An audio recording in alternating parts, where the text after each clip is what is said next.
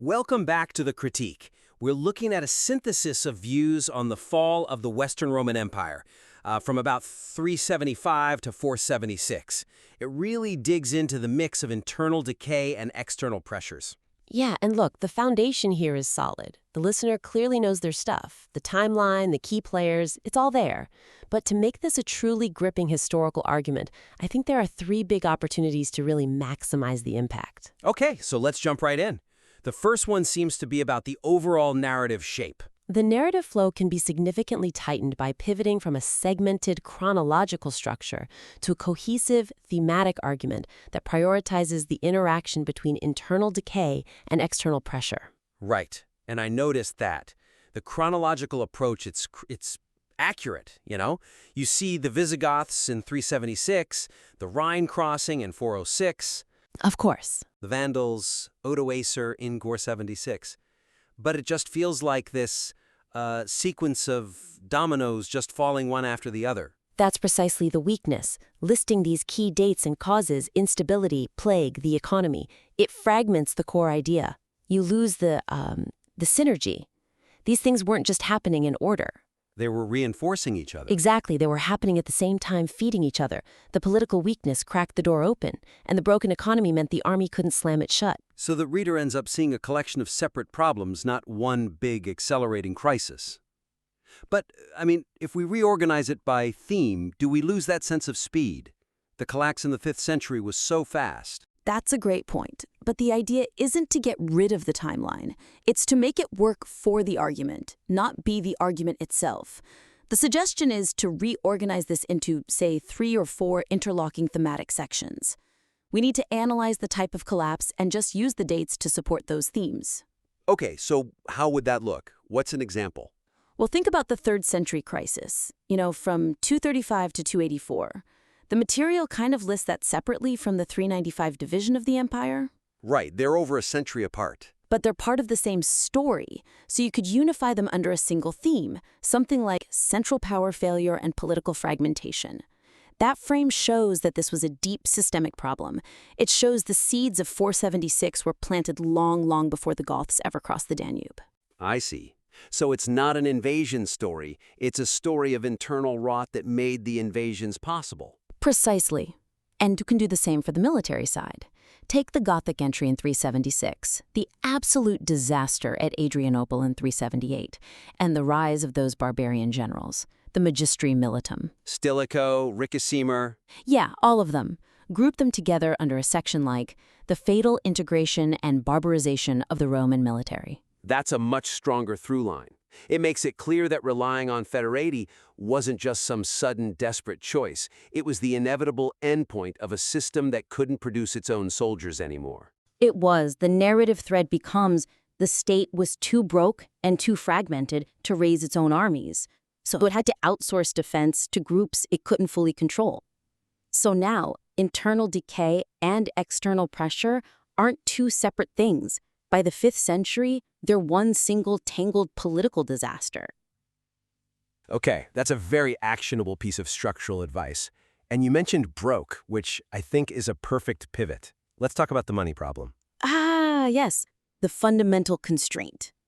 While acknowledging economic fragmentation, the material should place the irreversible impact of long-term currency debasement and the loss of critical revenue-producing provinces, particularly North Africa, more centrally as primary drivers of systemic vulnerability. The weakness here is really just one of emphasis. The material does mention the economic crisis, the debasement, the trade issues, losing Africa, but it treats it like it's just one item on a checklist, next to plague or bad emperors. Okay. It doesn't quite land the point that the fiscal collapse was the one thing that made every other problem unsolvable. It disabled the military and political response. But how do you argue that was more fundamental than, say, the political blunders with the Goths? That seems like pure incompetence. Because that incompetence was driven by the fact that the state couldn't afford any other option. The debasement of the silver denarius gets a mention, but its impact was catastrophic. We need to really spell that out. When the silver content in your coins drops from 90% to less than 25%, that's not just inflation. It's a complete loss of faith in the government. It's a total loss of trust. People go back to barter. They demand payment in actual gold or land. And suddenly the state can't efficiently collect taxes or move resources. The army needs to be paid, and if you can't pay them reliably in coin they trust, they demand land, which just weakens the state even more. Fiscal collapse basically predetermined political failure. So the suggestion is to really elevate this financial angle and maybe draw a clearer line to the east. Absolutely.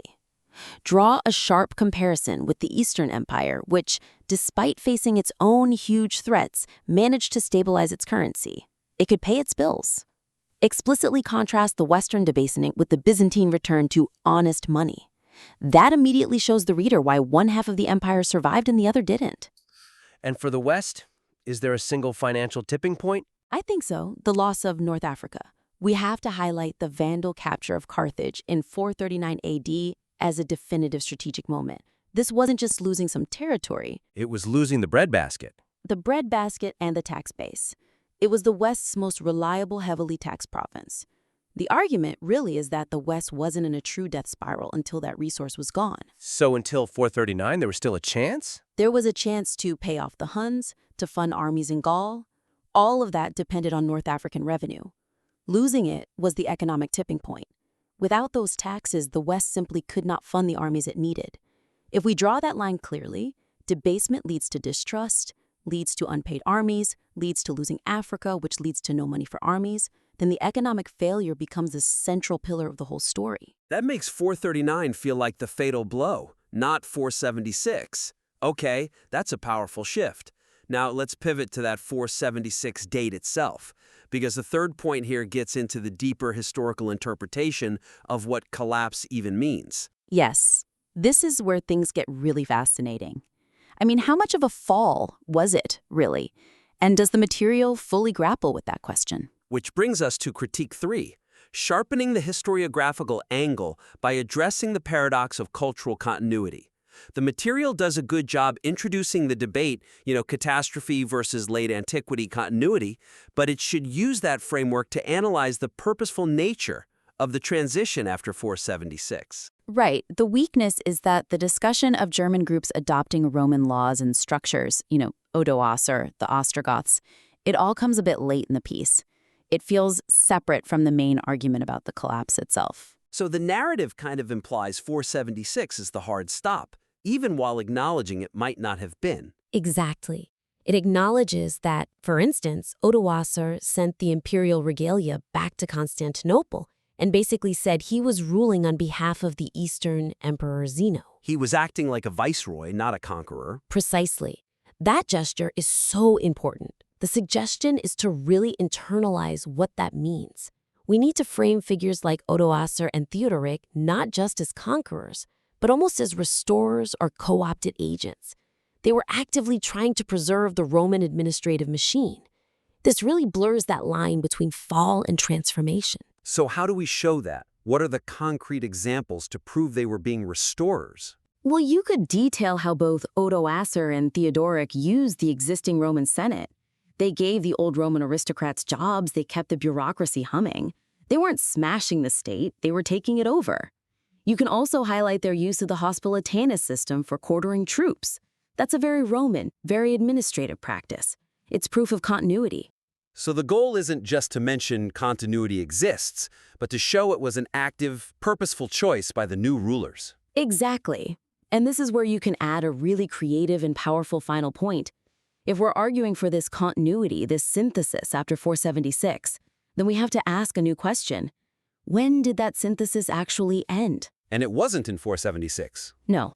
The argument should be that the true, irreversible destruction of that Romano-Germanic world in Italy came much later. It came with the Gothic War. Justinian's War, the Eastern Roman Emperor trying to reconquer the West in the 530s. That's the one. That war, which was meant to restore the empire, is what actually devastated Italy. Decades of fighting led to famine, depopulation, economic ruin. That was the war that ended the period of successful synthesis. If you frame 554 as the real endpoint, then 476 just looks like a political reshuffle, not a societal collapse. That's a huge shift in perspective. It implies the final tragedy wasn't the barbarian takeover, but the East's destructive attempt to reverse it. That gives the whole analysis a much more sophisticated and frankly tragic edge. All right, so to quickly summarize the actionable suggestions. First, rebuild the structure around strong thematic pillars, like political fragmentation and military barbarization, to show the synergy of the collapse. Right. Second, recenter the whole argument on the economic failure. Make the currency debasement, and especially the loss of North Africa, the critical, fatal constraint, the tipping point. And third, use that late antiquity debate to sharpen the ending. Argue that the real end of Rome and Italy wasn't in 476, but came much later, with Justinian's devastating Gothic War. Implement those changes, weave it all into an integrated narrative, and this will be an even more powerful piece of work. We would really look forward to seeing the revisions. When you're ready, send the revised material back in for another critique. Until then, keep digging.